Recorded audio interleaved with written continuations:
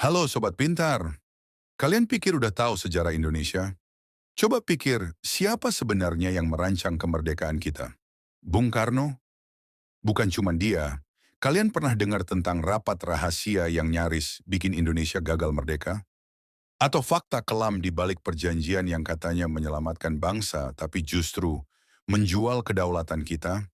Tenang, di video kali ini kita bakal bongkar semua sisi gelap sejarah yang jarang kalian dengar.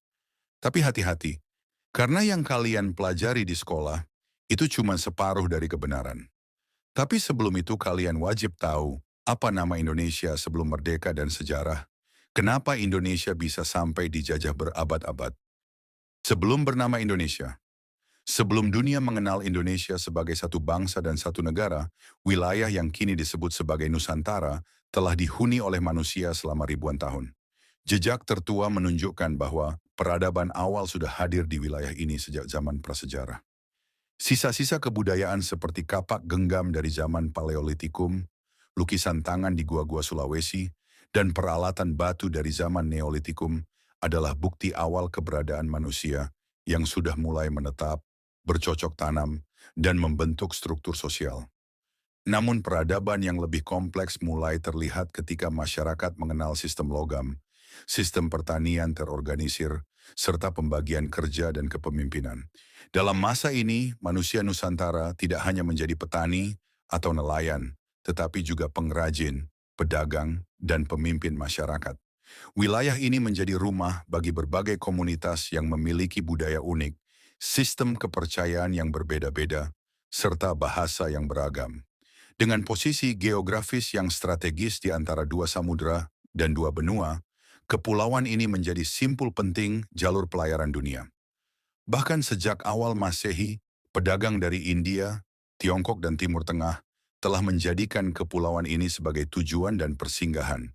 Komoditas seperti rempah-rempah, emas dan hasil hutan menjadikan kawasan ini sangat bernilai dalam jaringan perdagangan dunia kuno. Kekayaan sumber daya ini kemudian mendorong lahirnya kerajaan-kerajaan besar yang menjadi pusat kekuasaan, budaya, dan agama. Salah satu kerajaan tertua yang tercatat dalam sejarah adalah Kerajaan Kutai Martadipura di Kalimantan Timur. Berdiri sekitar abad keempat Masehi, kerajaan ini meninggalkan peninggalan penting berupa yupa, prasasti batu beraksara Palawa, dan berbahasa Sanskerta yang menunjukkan pengaruh budaya India, terutama Hindu.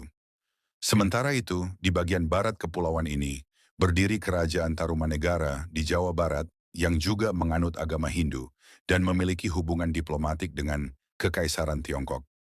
Peninggalan berupa prasasti Ciaruteon dan Kebon Kopi menunjukkan kekuatan politik dan budaya kerajaan ini. Namun kerajaan yang benar-benar menjadikan wilayah Nusantara sebagai kekuatan maritim regional adalah Sriwijaya. Berdiri di Sumatera bagian selatan pada abad ke-7, Sriwijaya menguasai jalur perdagangan penting di Selat Malaka dan mengembangkan jaringan dagang yang luas hingga India dan Tiongkok. Selain menjadi pusat dagang, Sriwijaya juga menjadi pusat penyebaran agama Buddha, terbukti dari banyaknya candi, arca, dan catatan peziarah Tiongkok seperti I Ching.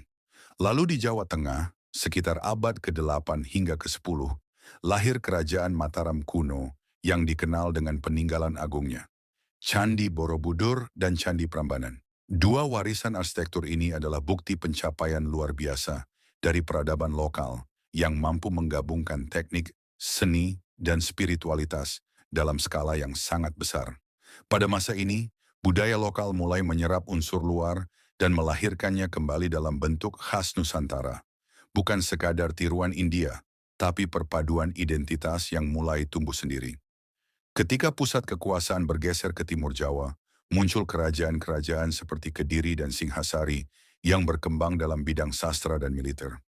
Kitab-kitab berbahasa Jawa kuno seperti Kakawin, Bharatayuda, dan Arjuna Wiwaha ditulis pada masa ini, menandai kemajuan dalam sastra dan pengaruh kuat agama Hindu Siwa. Puncak kekuasaan politik dan wilayah dicapai pada masa Majapahit yang berdiri pada akhir abad ke-13 hingga abad ke-15.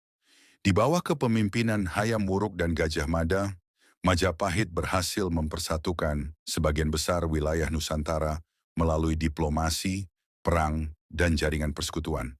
Dalam catatan negara Kertagama, wilayah kekuasaan Majapahit mencakup sebagian besar kepulauan Indonesia, semenanjung Malaya, hingga ke utara dan timur. Meski konsep negara nasional belum dikenal, Majapahit menjadi contoh awal tentang bagaimana wilayah Nusantara bisa berada di bawah satu kekuasaan politik. Gajah Mada melalui Sumpah Palapa mengekspresikan ambisi untuk mempersatukan Nusantara yang kelak akan menjadi inspirasi penting bagi tokoh-tokoh pergerakan nasional berabad-abad kemudian. Di luar Jawa dan Sumatera, kerajaan-kerajaan lain juga berkembang pesat. Di Sulawesi, kerajaan Gowa dan Talo menjadi pusat perdagangan dan militer yang kuat. Di Maluku, Ternate, dan Tidore bersaing menguasai perdagangan cengkih. Di Kalimantan, kerajaan Banjar dan Kutai Kartanegara memainkan peran penting dalam perdagangan lintas pulau. Bahkan di wilayah Papua dan Nusa Tenggara, masyarakat adat memiliki sistem pemerintahan sendiri dengan nilai-nilai budaya yang kuat dan hubungan erat dengan lingkungan alam. Selain Hindu dan Buddha, pada abad ke-13 Islam mulai masuk ke Nusantara. Awalnya melalui perdagangan, kemudian berkembang melalui dakwah dan interaksi sosial. Kota-kota pelabuhan seperti Samudra Pasai, Demak, dan Gresik menjadi pusat penyebaran Islam. Nah, datangnya bangsa asing dan masa penjajahan Belanda. Ketika rempah-rempah menjadi komoditas paling berharga di dunia, perhatian bangsa-bangsa Eropa tertuju pada satu wilayah di timur jauh, Kepulauan Nusantara. Bagi mereka, rempah bukan sekadar bahan masakan, tapi emas yang harum, diperebutkan oleh kerajaan-kerajaan besar di Eropa, dan mampu menentukan untung rugi dalam perdagangan global. Maka dimulailah era penjelajahan samudra yang tak hanya mengubah wajah dunia, tetapi juga takdir Nusantara. Bangsa Eropa pertama yang mencapai kawasan ini adalah Portugis. Pada tahun 1511, mereka merebut kota pelabuhan strategis Malaka dari Kesultanan Malaka. Dari sana, Portugis terus berlayar ke arah timur dan tiba di Kepulauan Maluku, tanah penghasil pala dan cengkih. Dengan mengandalkan teknologi navigasi dan persenjataan unggul, mereka membangun benteng-benteng dagang, menjalin perjanjian, atau memaksanya, dan perlahan mengambil alih kontrol dari kerajaan-kerajaan lokal. Namun Portugis bukan satu-satunya yang berambisi. Tak lama kemudian datang Spanyol, mencoba peruntungan dari arah timur melalui Filipina. Mereka juga sampai ke Maluku, bahkan sempat bertemu dengan Portugis di sana. Persaingan kedua bangsa ini kemudian diatur lewat Perjanjian Saragossa 1529 yang membagi wilayah pengaruh mereka di Asia, tapi itu hanya meredakan konflik sementara. Di saat yang sama, kekuatan Eropa lainnya mulai bangkit. Belanda, yang kala itu tengah berjuang memerdekakan diri dari penjajahan Spanyol, menyadari bahwa kunci kejayaan bangsa bukan hanya perang, tapi kendali atas perdagangan dunia. Maka pada tahun 1602, Belanda membentuk sebuah kongsi dagang besar bernama VOC, Verenigde de Oost-Indische Compagnie. VOC adalah perusahaan dagang, tapi dengan kekuasaan luar biasa.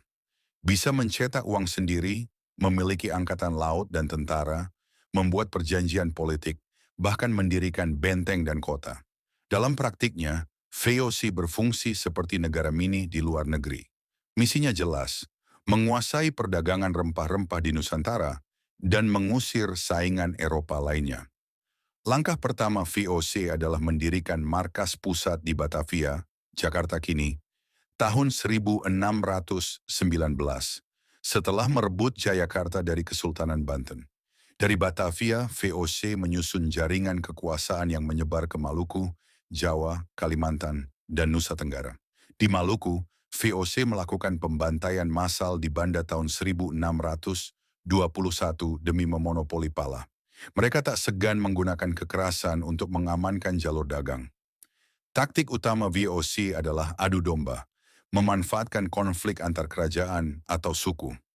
Mereka berpura-pura membantu satu pihak, lalu menggantikan posisi kekuasaan. Banyak kerajaan besar akhirnya runtuh karena dijebak dalam sistem perjanjian yang merugikan. Monopoli perdagangan VOC sangat menindas. Rakyat petani dipaksa menanam tanaman tertentu dan menjual hasilnya hanya kepada VOC dengan harga murah. Bila menolak, mereka dianggap pembangkang. Birokrasi korup, pajak tinggi, dan kekuasaan VOC yang tak terbatas membuat penderitaan rakyat semakin dalam. Namun kejayaan VOC tidak abadi. Korupsi di tubuh organisasi, biaya perang yang tinggi, dan perlawanan lokal yang terus-menerus menyebabkan krisis keuangan. Pada tahun 1799, VOC resmi dibubarkan dan seluruh aset serta wilayah kekuasaannya diambil alih langsung oleh pemerintah kerajaan Belanda. Maka dimulailah masa penjajahan kolonial formal. Pemerintah Hindia Belanda membentuk struktur pemerintahan kolonial yang lebih sistematis dan terorganisir. Mereka membagi wilayah, menunjuk gubernur jenderal, dan menerapkan sistem hukum kolonial yang memperkuat posisi Belanda di atas semua penduduk lokal. Pada awal abad ke-19 terjadi perubahan besar. Di bawah kepemimpinan Gubernur Jenderal Daendels, Hindia Belanda mulai membangun infrastruktur, termasuk jalan raya pos, Anyer Panarukan, untuk mempercepat mobilisasi militer dan perdagangan. Namun pembangunan ini dilakukan dengan kerja paksa yang menyiksa rakyat. Setelah Daendels muncul kebijakan yang jauh lebih kejam, sistem tanam paksa, kultur stelsel, yang diterapkan oleh Johannes van den Bosch pada tahun 1830. Sistem ini mewajibkan petani menanam tanaman ekspor seperti kopi, gula, dan nila di sebagian besar lahan mereka. Hasil panen itu disetor ke pemerintah kolonial, sementara rakyat tak lagi cukup lahan untuk menanam bahan pangan. Akibatnya, kelaparan meluas terutama di wilayah seperti Jawa Tengah dan Jawa Timur. Bahkan terjadi bencana kelaparan massal di Demak dan Grobogan yang menewaskan puluhan ribu jiwa. Ironisnya, hasil dari sistem tanam paksa digunakan Belanda untuk membiayai pembangunan negaranya sendiri. Uang yang diambil dari penderitaan rakyat Nusantara dijuluki keuntungan kolonial, batik slot, dan menjadi andalan utama APBN Kerajaan Belanda selama puluhan tahun. Namun kesadaran akan penderitaan rakyat mulai melahirkan gelombang simpati dari kalangan Eropa sendiri. Tokoh seperti Eduard Douwes Dekker, seorang mantan pegawai kolonial, menulis novel terkenal berjudul Max Havelaar 1860